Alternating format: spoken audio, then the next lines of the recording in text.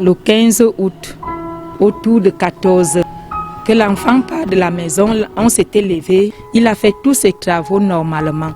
Il s'est lavé, il me dit « Maman, je vais aller au stade Bala regarder le match ». Je lui dis « En tout cas, comme tu as demandé la permission, va, mais tu rentres tôt ». Depuis ce jour que mon enfant est sorti de la maison jusqu'au jour d'aujourd'hui.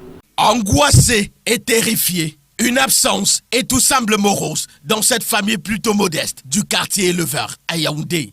Ce 15 août-là, l'anxiété de la famille monte d'un cran vers 20 heures lorsque le petit Dylan ne regagne pas la maisonnée.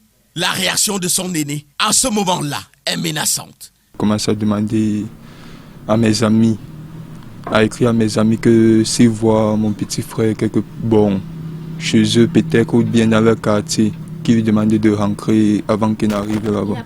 Une nuit sans lui, les inquiétudes enflent. La maman, presque affolée, tente une enquête auprès de ses amis.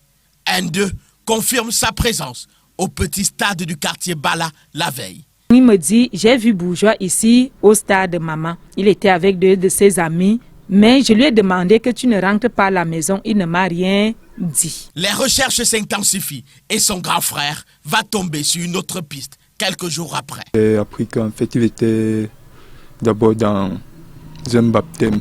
Par la suite, ils sont quittés, ils sont rentrés un peu plus tard, 22 heures. Mais jusqu'à aujourd'hui, il n'est pas toujours rentré. Le garçon de 18 ans serait devenu par ses fréquentations une véritable star du quartier éleveur, avec des petits noms plutôt curieux.